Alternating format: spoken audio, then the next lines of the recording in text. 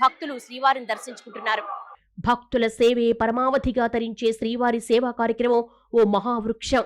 గత 25 ఏళ్లలో దాదాపు 19.5 లక్షల మందికి పైగా భక్తులు ఈ స్వచ్ఛంద సేవా కార్యక్రమంలో పాల్గొన్నారు.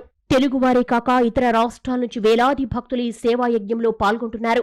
లక్షలు సంపాదించేవారు సైతం సామాన్యులుగా సేవలందిస్తూ ఉంటారు. కొండపై భక్తులు పోటెత్తినప్పుడు శ్రీవారి సేవకులే అభయ ప్రదాతలు.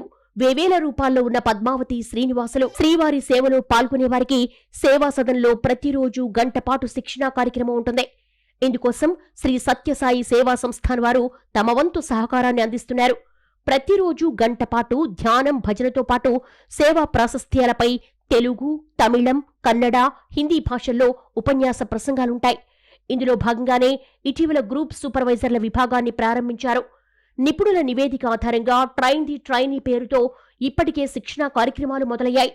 సేవ, ఆధ్యాత్మిక మూలాలు, శ్రీవారి సేవా పరిణామక్రమం, తిరుమల సమాచారం, సనాతన ధర్మం, మేనేజ్మెంట్, లీడర్షిప్ వంటి అంశాలపై శిక్షణ ఇస్తున్నారు. గత 25 ఏళ్ల కాలంలో దాదాపు 17 లక్షల మందికి పైగా భక్తులు శ్రీవారి సేవకులుగా బాధ్యతలు నిర్వర్తించారు.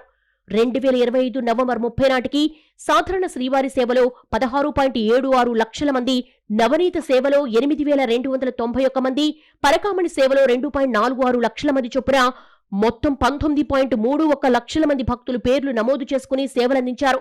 ఆంధ్రప్రదేశ్, తెలంగాణ, కర్ణాటక, తమిళనాడు, మహారాష్ట్ర, కేరళ, పశ్చిమ బెంగాల్, ఒడిషా, న్యూఢిల్లీ, ఛత్తీస్గఢ్, జార్ఖండ్ వంటి రాష్ట్రాల నుంచే కాక ఎన్ఆర్ఐ భక్తులు సైతం స్వామి సేవలో తరిస్తున్నారు. మరీ ముఖ్యంగా యువతరం స్వామి సేవలో పాల్గొనేందుకు ఉత్సాహం చూపిస్తూ ఉండడం విశేషం. క్రమశిక్షణ, అంకిత భావంతో శ్రీవారి సేవకు వన్నె తెచ్చారు.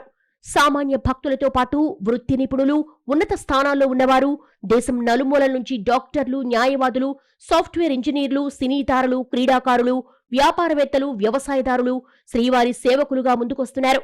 టీటీడీ అధికారులు అప్పగించే సేవలు నిర్వర్తిస్తున్నారు. భక్తుల సేవే భగవంతుని సేవగా తరిస్తున్నారు.